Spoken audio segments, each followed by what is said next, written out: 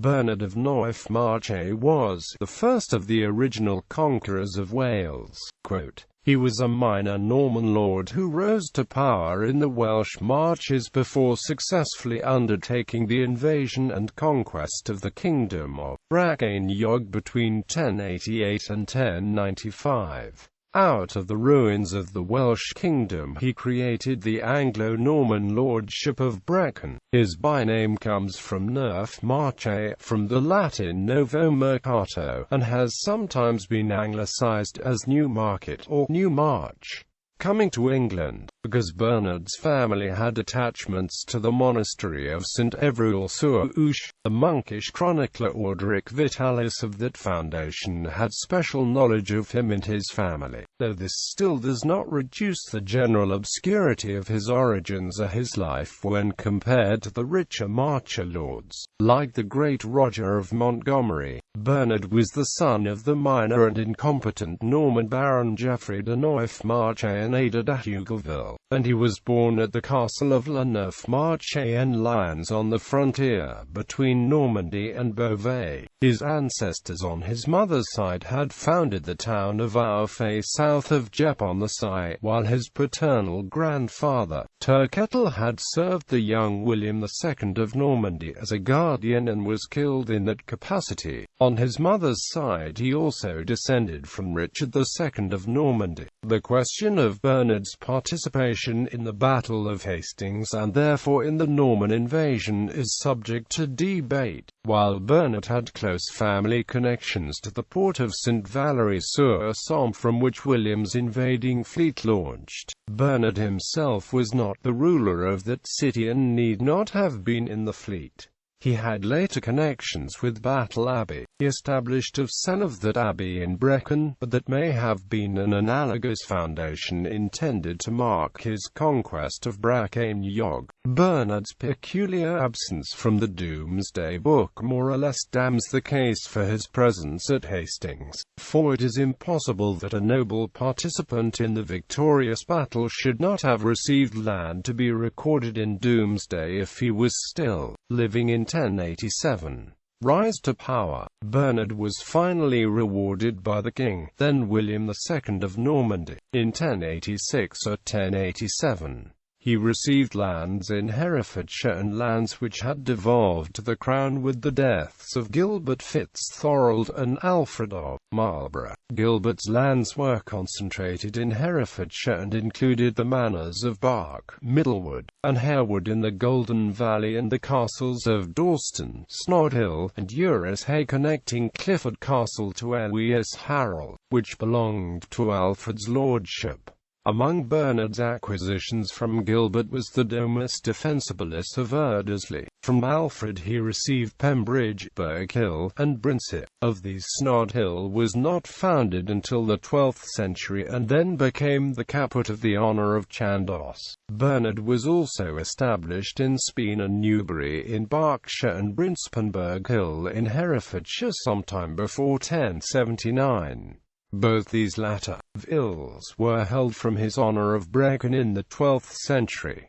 Bernard's omission from Domesday is especially peculiar there. It is possible that he had some kind of exemption. Probably as a consequence of his rapid rise in the Marches, Bernard attracted the attention of Osborne FitzRichard, who gave him his daughter, Agnes, whose mother was the Welsh Princess Nest, daughter of Griffith ap Llywelyn and Edith of Mercia, in marriage sometime before 1099.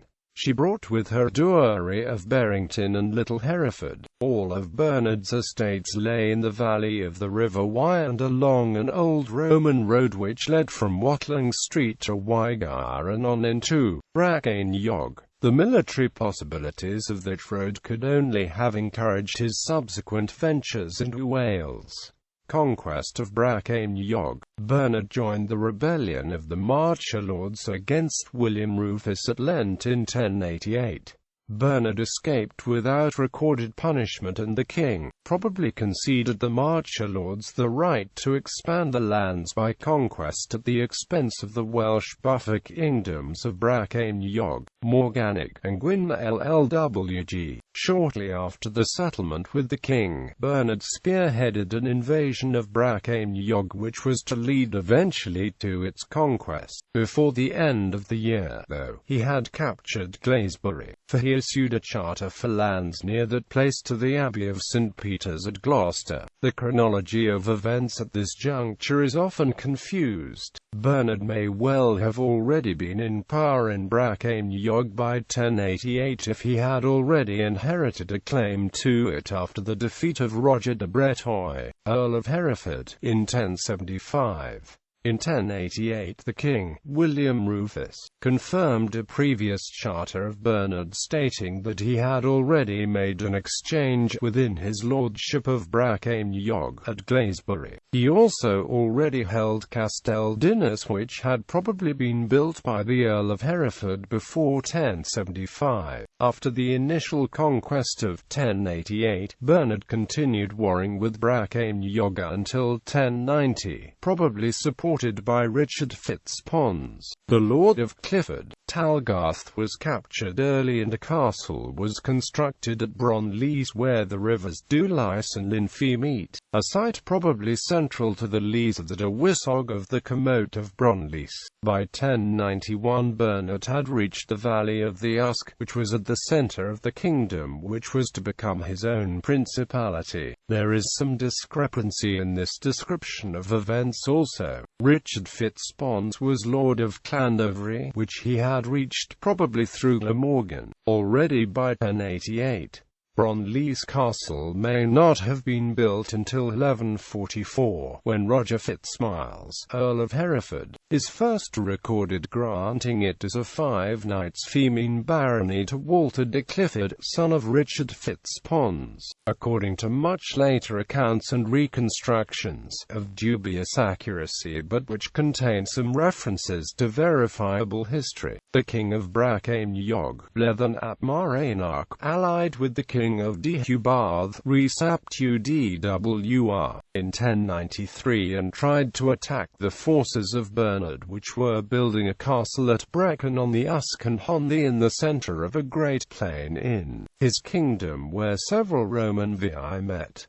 Bleddyn led a charge up the hill, but the Normans defeated the Welsh and Rhys was killed in battle. Brecknock Priory, which was later founded at the site of the battle, may have been built on the spot where Rhys supposedly fell. Bleddyn died not long after and Bernard was able to advance over the whole of Brycheiniog. Reliable historical records refer to no king of Brycheiniog after a Twr Abelis who died after 934. Certainly there is no contemporary reference for Bleddyn ap Mareiniog. The Welsh Brad simply state that Rhys ap Dwr, king of Deheubarth, was slain by the Frenchmen who were inhabiting Brycheiniog. This passage lends evidence to the belief that the conquest of Brycheiniog was mostly finished by Eastertide 1093 and that the main effect of the Battle of Brecon was to open the way to the conquest of Deheubarth. Pacification and administration of Brycheiniog. He followed the Usk down to Ystradiff and took it, which incited the bishops of Llandaff to protest because the annexation of Ystradiff removed it from their diocese and brought it into the lordship of Brecon, which was under the episcopal authority of St. David's. In spring 1094, the southern Welsh rose in revolt against the Normans that had come to dominate them. Brycheiniog was unaffected and the Normans of that region launched a counterattack from Ystrad Highway and Cantref Bacon which devastated Cadwally and Gower but did not put down the revolt. In 1095 it spread to Brycheiniog and the Welsh of the countryside, allied with the compatriots of Gwynel Lwg and Gwent took back control of the province while the Normans were forced into the fortified centres. 2 expeditions from Glamorgan came to the rescue of the garrisons of Brycheiniog. The first was crushed in battle at Shelley Carnant but the second defeated the rebels at Aberlech. What followed was the completing castellation of Brycheiniog, among the castles possibly built during Bernard's lordship to defend the entrances to Brycheiniog from the southeast were Tretower, Blaenliefni, and Crickhowell. Bernard also extensively enforced his followers with Welsh land. Richard Fitzpons may have been enforced at Cantref on the western border of Brycheiniog, and immediately he began in miniature the process whereby Bernard had come to rule Brycheiniog. However, Richard's son Walter is the first recorded landholder at Cantref.